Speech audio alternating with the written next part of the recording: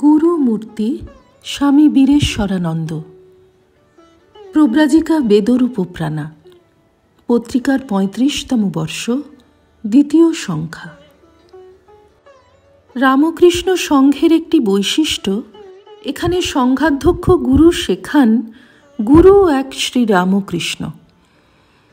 পূজনীয় বীরেশ্বরানন্দজি মহারাজ সেই জন্য তাঁর জীবদ্দশায় নিজের জন্মদিনটি কখনো কাউকে জানাননি, বরং এই উদ্দেশ্যে সকলকে গুরু পূর্ণিমা পালন করতে বলেছিলেন। আধ্যাত্মিক সংঘকে সঠিক দিশায় পরিচালনা তাঁর গুরুশক্তিরই এক প্রসারিত রূপ। স্বামীজির আদর্শ তাঁর নিজের প্রাত্যহিক জীবনচর্যায় আর উপদেশে বারে বারে প্রকাশ পেত।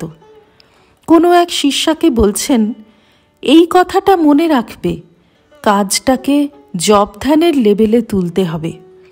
স্বামীজির কর্মযোগের এটাই আইডিয়াল।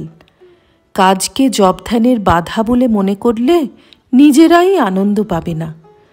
ধ্যান মানে হচ্ছে ভগবানের সঙ্গে নিরবচ্ছিন্ন মনের যোগ। কাজের মধ্য দিয়েও সেটাই করতে হবে। এটাই স্বামীজির আইডিয়াল। জপ ধ্যানে তিনি সবসময় জোর দিতেন, কিন্তু আবার বলতেন, কাজের মধ্য দিয়ে নিজেকে বিচার করো।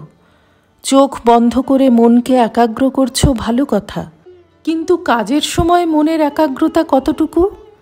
পাহাড়ের গুহায় নিঃসঙ্গ হয়ে থাকা সহজ, কিন্তু হাজার মানুষের মধ্যে নিজের মনকে নিঃসঙ্গ রাখতে পারো কি? গুরুর জীবন শিষ্যকে পথ দেখায়। আমরা স্বামী বীরেশ্বরানন্দজির জীবনে দেখতে পাই কর্ম আর ধ্যানের সুসমঞ্জস্য সমাহার। তাঁর একান্ত সেবক একদিন বিকেলে তাঁকে প্রণাম করতে গেছেন।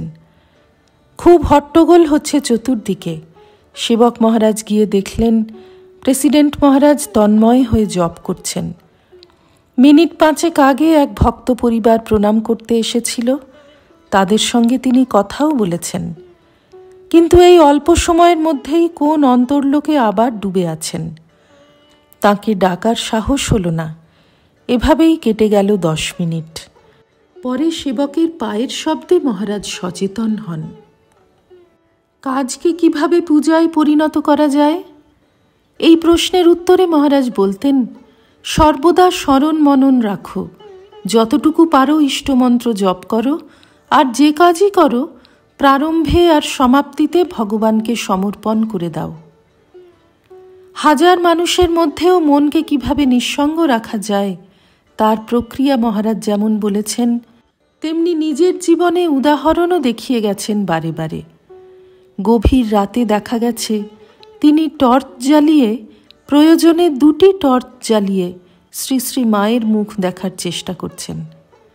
তাঁর জীবনে সংঘের কাজ, জপ ধ্যানে তন্ময়তা বা অবিচ্ছিন্ন ধারায় ঈশ্বর চিন্তন, এসবের মধ্যে কোনো ফারাক ছিল না।